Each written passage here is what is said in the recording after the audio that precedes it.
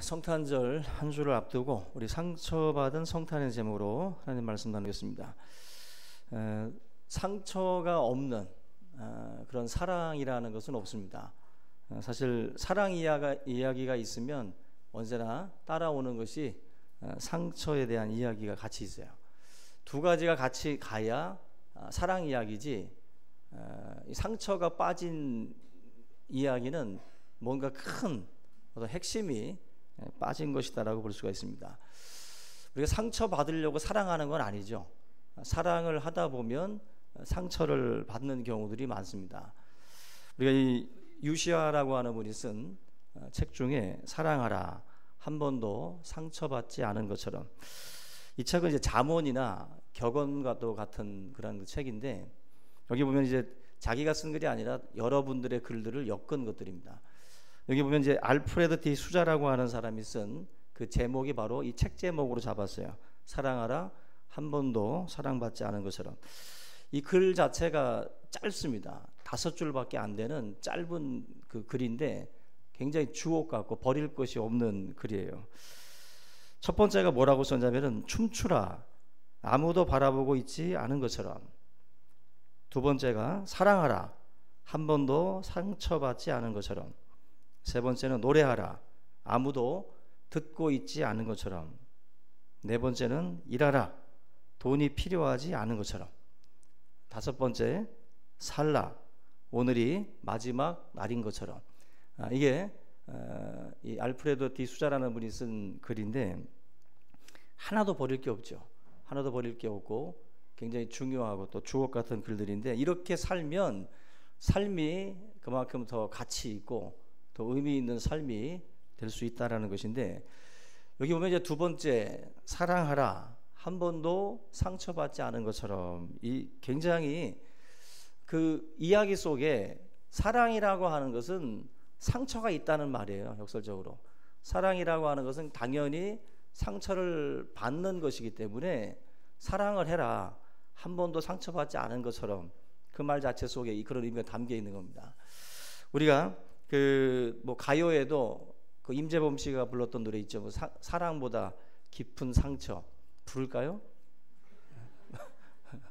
다 맞겠죠. 예, 사랑보다 깊은 상처. 사랑이라는 것과 상처라고 하는 것이 어떻게 보면은 같은 어떤 어쩌면은 더 깊은 상처들을 가지고 남기고 뭐 가는 어떤 그러한 것이 바로 사랑이다라고 하는 것인데, 여러분 오늘 이 본문 말씀이랑 오늘 같이 나눌 이야기들이 굉장히 그 의미가 있어요. 뭐냐면 예수님이 하늘 보좌를 버리고 이 땅에 오셨습니다. 이걸 우리가 뭐라고 그러냐면은 하나님이 세상을 이처럼 사랑했다 그랬어요. 그게 바로 성육신 사건입니다. 근데 사랑이라고 하는 것을 하늘 보좌를 버리고 예수님께서 선택했을 때, 이 백성을 사랑하겠다라고 선택을 했을 때, 그 선택은 어떤 의미가 있겠어요? 상처받을 각오를 하신 거예요. 사랑이라고 하는 것은 결국 상처라고 하는 것이 따라옵니다. 예수님이 저 세상을 향해서 내가 내려가겠다, 말구유에 이 몸을 누이겠다라고 생각을 하신다라는 것은 그만큼 이 세상에서 받을 상처에 대해서 기꺼이 내가 감수하겠다라고 하는 선언이에요. 오늘 제목이 상처받은 성탄이라고 말씀을 드렸는데, 거룩한 탄생, 예수님의 거룩한 탄생 그 내면을 들여다보면 상처가 있는 겁니다. 그죠? 깊은 상처가 있는 거예요. 오늘 본문을 읽으면서도 내가 만약에 이 교회를 방문을 했는데, 그죠? 제가 이 교회의 담임 목사인데 이 교회를 방문을 했는데 아무도 나를 안 알아보고 전혀 모른 척하고 외면했다. 상처죠. 그죠? 여러분들이 잘 아는 친구들 모임에 갔는데 친구들이 나를 거들떠보지도 않고 외면해버린다 그러면 그게 상처라는 거예요. 근데 오늘 이 본문 말씀을 읽어보시면 이 땅에, 자기 땅에 왔는데 자기 백성들이 영접지 아니했대요. 그냥 백성이 아니라 자기 땅에 있는 자기 백성들에게 왔는데 그 백성들이 맞이하지 않은 거예요. 상처죠. 예수님의 성탄이라고 하는 것은 우리가 그렇게 휘황찬란한 어떤 그 의미라기보다는 이런 깊은 아픔이 있는 그러한 날입니다. 깊은 아픔이 있는 날. 바로 그래서 오늘 제목 그대로 상처받은 성탄이라고 우리가 할 수가 있어요. 우리가 진실한 사랑을 하시는 분들을 보면 상처를 받아요. 헤어졌을 때 그분들은 그 상처가 굉장히 깊어가지고 굉장히 오래 갑니다. 그런데 이놈 저놈 뭐 사귀는 여자들, 또 이 여자 저 여자 사귀는 남자들, 그 사람들은 상처가 없죠.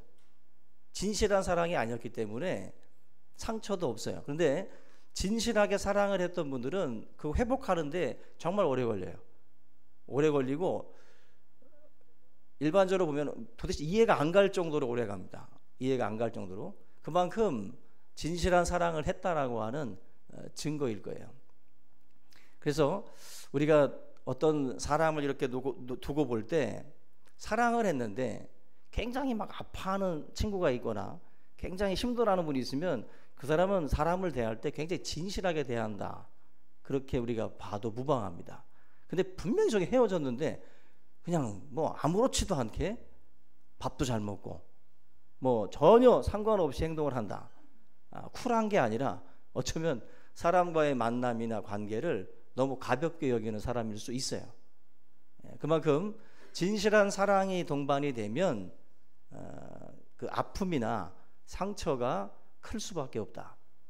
예수님께서 이 땅에 오신 이 사건도 바로 사랑이라고 하는 것을 가지고 오신 거기 때문에 예수님의 그 발자취를 따라가다 보면 다 뭐가 있어요? 아픔이 있고 또 슬픔과 눈물, 어떤 핏자국들이 있죠. 그게 바로 주님의 사랑의 깊이라는 것을 알 수가 있습니다.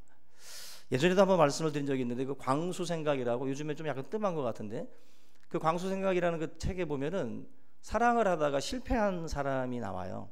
근데 그 실패한 그 사람을 보니까 자꾸 사람과의 그 만남이나 이런 것들을 두려워하고 자꾸 그 만남 자체를 자꾸 회피합니다.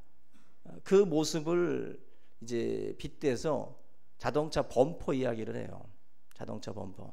자동차 범퍼가 뭡니까? 차량 간의 충돌이 있었을 때 차량이라든지 또 아니면 운전자들을 보호하기 위해서 이렇게 앞에다가 붙이는 거 아니에요? 근데 이 상처받은 이 친구는 범퍼가 일반 범퍼가 아니라 굉장히 두꺼운 거예요. 너무 두껍게 붙여놔가지고 너무 거리감이 있는 거예요. 사람들이 전혀 이 사람에게 접근을 못할 정도로다가 범퍼를 너무 두껍게 만들어놔가지고 다가가지 못하는 거죠. 상처가 깊은 사람들일수록 그런 식으로 아예 더 이상 상처받지 않으려고 사람과의 거리를 둬요. 만남 자체를 굉장히 두려워합니다. 뭔가 이렇게 대화를 해나가는 것도 두렵고 그 사람과 어떤 새로운 시작을 하는 것도 두려워. 왜? 과거에 상처가 크기 때문에 그 상처를 웬만하면 이렇게 싸매고 더 이상 안 다치고 싶은 거예요. 그러다 보니까 이 범퍼 두께가 차량만큼 큰 거예요. 그러니까 아예 만남 자체가 이루어지지 못하는 거죠. 여러분들의 이 범퍼의 두께는 얼마나 됩니까? 사람과의 만남을 굉장히 두려워하고 거리감을 갖고 있는 분들이 많은데, 우리가 상처를 안 받으려면 딱 하나예요. 거리감을 두면 상처 안 받습니다. 그 뭐 요즘에 그 유시민 씨 썰전에서도 유명한데, 이분이 노무현 정권 때 이제 그 보건복지부 장관이었고 또 여러 가지 뭐 탄핵 뭐 할 때 막 그때 막 반대하면서 막 울고 불고 하는 장면 우리 기억하실 거예요. 그 당시 때 그분이 굉장히 많은 뭐 상처가 있었다 그래요. 그래서 책을 뭐 어떻게 살 것인가라는 책을 쓰고 뭐 인터뷰하는 그런 내용들이 있었는데, 자기가 너무 실패감, 좌절감, 그런 상처가 너무 깊어가지고 굉장히 힘들고 너무나도 어려웠던 시기를 보낼 때 그걸 극복한 방법이 뭐였냐면은 거리감이라고 했어요. 거리감. 아예 뭐 정치에서 거리를 더 버리고 아예 뚝 떨어져 버리는 거죠. 거리감을 두니까 자기가 살겠다는 거예요. 근데 실제적인 근본적인 치유는 아니죠. 그죠? 거리감을 두고 우리가 뭐 자기가 섬처럼 아무도 관계 맺지 않고 그렇게 살아감으로 해가지고 내가 더 이상 상처받지 않겠다. 그 방법도 뭐 있을 수 있겠지만 하나님께서 우리에게 주시는 메시지는 그게 아니에요. 여러분들이 어떤 상처를 받고 지금 힘든 시간들을 보내고 있다 할지라도 거리감을 둠으로 해가지고 그 상처를 더 이상 더 큰 상처로 확장시키고 싶지 않아서 계속 사람들과의 거리를 두고 그렇게 살아가고 있다면 오늘 말씀을 통해서 저와 여러분들이 하나님의 음성, 하나님의 뜻을 다시 한번 찾는 그런 귀한 시간 될 수 있기를 주님의 이름으로 축원합니다. 여러분들, 우리가 신앙생활하면서 한 번도 상처받지 않았다, 손 들어보라고 하면 손들 분이 있을 텐데, 교회 생활을 하면서 한 번도 상처받지 않은 분이 있을까요? 한 번도 상처받지 않았다는 것은 뭘 말하죠? 교회를 사랑한 적도 없고 성도들을 진심으로 사랑한 적도 없는 거예요. 그 사람은 그냥 다닌 거예요. 그냥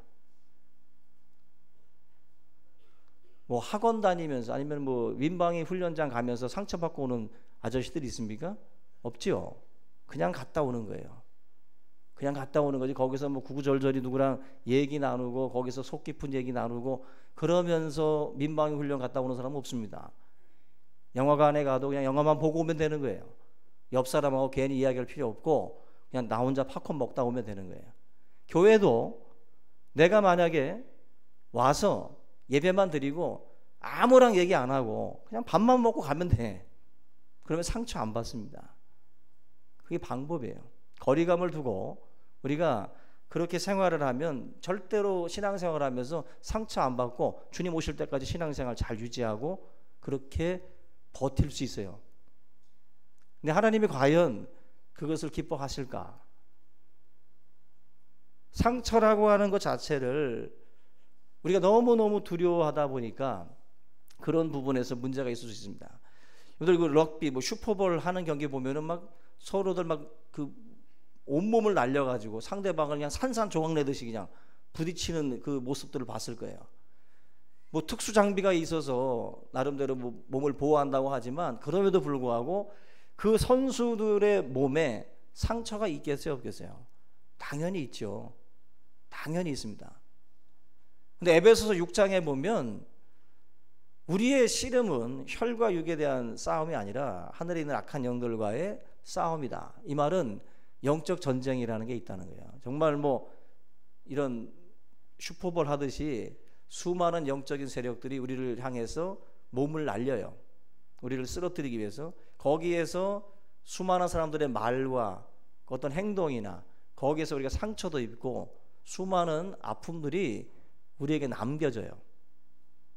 그러니까 신앙생활을 할 때 그 경기를 하는 사람들의 몸에 상처가 있는 것처럼 신앙이라고 하는 것은요, 우리가 정말 제대로 된 영적 길을 걸어간다면 우리의 몸에는 반드시 상처가 남아 있어야 돼요.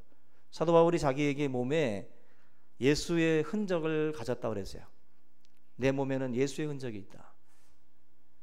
예수의 흔적이라는 건 뭐겠어요? 상처겠죠. 그 많은 아픔들이 자기의 삶 속에도 남겨져 있는 거예요.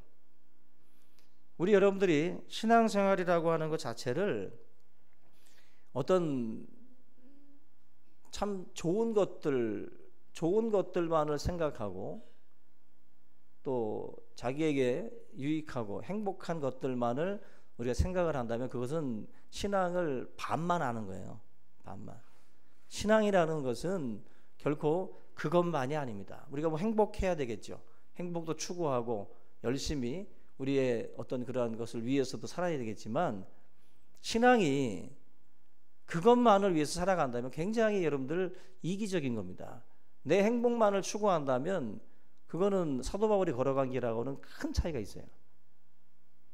오늘 하나님의 말씀을 통해서 저와 여러분들이 하늘 보자 버리고 이 땅에 내려오신 주님의 아픔과 상처, 그걸 여러분들이 기억한다면 내가 어디로 가야 될지가 자명한 거예요. 주님도 그 길을 선택을 했다면 저와 여러분들도 어떤 길을 선택해야 될지, 상처가 두려워서 회피할지, 아니면 사랑을 선택하고 그 속에서 우리가 상처를 받고 아픔이 있지만 그래도 그걸 끌어안고 갈지, 그 여러분들의 선택에 있는 거예요. 바울이나 또 수많은 주님의 제자들이 걸어간 길들을 보면 그 길은 그걸 선택한 거예요. 자기의 그 선택이 어떤 화를 불러올지 알잖아요. 사도 바울은 예루살렘으로 올라가면 자기를 죽이려고 지금 대기하고 있는 사람들이 뻔히 있다는 것을 알면서도 성령이 그것을 알려주셨지만 그게 하나님의 뜻이지 이걸 도망치라는 메시지로 받지 않았어요. 그리고 예루살렘으로 올라갔어요. 상처받고 아픔의 어떤 그 일에 대해서 회피하지 않은 거예요. 우리 여러분들이 신앙생활을 할 때마다 오늘 이 말씀을 좀 기억하셨으면 좋겠습니다. 예수님은 오늘 이 말씀을 보면은 상처를 감수한 거예요. 예수님이 이 세상을 사랑하셨는데 사랑했다라는 말 자체가 상처받을 것을 감수했다는 거예요. 9절 말씀 여러분들 보시면 이렇게 말씀합니다. 참빛 곧 세상에 와서 각 사람에게 비추는 빛이 있었나니. 세상은 어둠이에요. 세상은 어둠이고 주님은 참된 빛이 되십니다. 세상은 어둠이기 때문에 이 부분을 알지 못했고 깨닫지 못했어요. 그 사실을 놓고 결국 예수님께서 우리에게 말씀을 합니다. 어두운 세상에 어둠 속에서 헤매고 있는 그런 영혼들에게 주님은 찾아오셨고 그 어둠에 있는 사람들로부터 버림받고 거기에서 주님은 수욕과 조롱과 멸시를 받으셨습니다. 다 쏟아부으셨는데, 그죠? 사랑해서 오셨고 사랑해서 또 백성들과 함께 더불어 함께 하시면서 고난의 길을 걸어갔고 십자가에서 죽었는데 자기 죄 때문에 죽었다라고 조롱하면서 예수님을 향해서 손가락질을 했습니다. 엄청난 그 아픔과 상처가 주님의 일생 그 발자취 속에 있어요. 발자취 속에. 우리가 그 자녀들을 키웠는데 어떤 애들은 그런 말을 해요. 자기들끼리 모여가지고 나는 애비가 없어 하고, 아들이라는 놈들이 모여가지고 나는 애비도 없다 그래요. 들어보면 부모가 나한테 해준 게 뭐 있냐는 거죠. 애비 없는 놈이 있습니까? 없죠. 다 쏟아부었는데도 자식들은 그런 말을 할 때가 있잖아요. 얼마나 섭섭합니까? 그죠? 굉장히 사랑으로 다 쏟아부었는데도 불구하고 그것을 부족하다. 그리고 정말 엉뚱한, 이렇게 지금 예수님이 버림받고 예수님에게 정말 손가락질 하듯이 부모를 향해서도 그렇게 하는 사람들이 있습니다. 다 쏟아부었는데도 그걸 몰라주죠. 사랑이라는 게 바로 그런 거예요. 다 쏟아붓고 상처받는 것이 사랑입니다. 그래서 가장 사랑하면서 상처받는 대상이 바로 어머니들, 부모님들이에요. 바로 부모님들이 가장 상처를 많이 받습니다. 어떤 누구보다도 사랑을 가장 많이 쏟아붓는 분들이기 때문에 상처도 가장 많아요. 정말 생명 바쳐가면서 정말 고생해가면서 키워놔도 그 사랑을 잘 알지 못하는 것이 자녀들이기 때문에, 바로 오늘 이 말씀 속에 나와 있는 예수님이 이 땅에 오셨지만 예수님을 영접하지 않고 알아보지 못했던 이들의 이 어떤 그 모습들, 상처입니다. 상처. 예수 믿는 건 상처 받기로 작정하는 거예요. 예수 믿는 건. 교회를 왔다가 떠나는 분들 대부분 그 이유들을 들여다보면 나를 대접해 주지 않는다. 내 마음이, 사실 인간은 혜택받기 원하고 대접받기 원해요. 근데 예수님이 우리에게 요구하시는 삶의 그 질, 삶의 모습은 혜택이 아니라 또 대접이 아니라 네가 대접받고 싶어하는 만큼 남들을 대접해 줘라. 그것이 이제 주님이 우리들에게 요구하시는 삶의 방식이거든요. 우리가 두 가지의 길들을 선택을 해야 돼요. 상처받는 것을 선택을 하든지 아니면은 혜택 받는 것을 선택을 하든지. 근데 대부분의 인간은 상처보다는 혜택 받는 걸 원하죠. 그래서 얼마나 카드 혜택도 따져가면서 보고. 근데 저는 아직까지 막 그렇게 막 뭐 이거 뭐 몇 포인트 해가지고 막 가지고 막 이거 꼼꼼하게 못 찾아 먹겠더라고. 근데 그거 정말 막 지갑에서 꺼내가지고 막 이게 내놓는 분들 있어요. 잡지에서 오려 갖고 와가지고도 해가지고. 생활력이 생활력. 잘 사는 건데 그만큼 뭔가 혜택이 있다고 하면 우리는 막 그쪽으로 쫓아가요. 이쪽에서 일로 갈아타고 혜택에 따라서 우리가 사실 움직여요. 근데 인생을 살 때 혜택 받는 것과 또 우리가 이렇게 상처받는 그 길을 선택하는 것, 이 사실은 여러분들에게 달려 있는 거예요. 우리가 선택하는 거예요, 그 길을. 근데 예수님은 하늘 보좌를 버렸어요. 다시 말하면 혜택 받는 거 원치 않고 내려오셨어요. 그게 주님이 선택한 길이에요. 선택한 길. 저와 여러분들의 길도 혜택보다는 상처받기를 선택하는 그런 삶이 더욱더 아름답고 또 고귀하고 더 거기에 깊이가 있다라고 저는 믿습니다. 우리 여러분들이 그런 상처받는 것을 선택하는 순간 그분은 멋있어져요. 그분은 고귀해지고 그분은 존귀한 사람이 됩니다. 그런 혜택 받기로 작정하는 순간 그 사람에게서 멋은 사라져요. 멋은 사라집니다. 우리 여러분들의 삶에 정말 눈물이 있고 깊이가 있고 그런 어떤 삶을 원한다면 바로 예수님께서 선택한 상처받은 성탄이지만 그런 그 길을 저와 여러분들이 선택할 수 있기를 주님의 이름으로 축원합니다. 어떤 사람은 뭐 차를 타든 아니면 교회에서 뭘 하든 좌석이 이렇게 났을 때 그 좌석에 바로 앉지 않고요. 다른 사람들이 이렇게 앉을 때까지 가만히 기다리는 분들이 있어요. 그리고 나서 자리가 나면 앉고 자리가 나지 않으면 안 하는 분들이 있어요. 그런 분들을 아십니까, 여러분들? 차를 타도 그렇고 교회에서 무슨 일을 할 때도 그렇고 다른 분들이 이렇게 뭔가를 먼저 하도록 하고 그리고 나서 나중에 남으면 내 것으로 뭐 사용하는 그런 식으로 내가 먼저 혜택받고 내가 먼저 권리를 누리는 것보다는 내가 조금 희생하고 내가 먼저 좀 내가 다른 사람들이 받을 상처 내가 받는 게 낫지 하고 그 상처를 선택하는 분들이 있어요. 근데 반대로 혜택 받기를 역사적 사명으로 아주 갖고 살아가는 인생들이 있어요.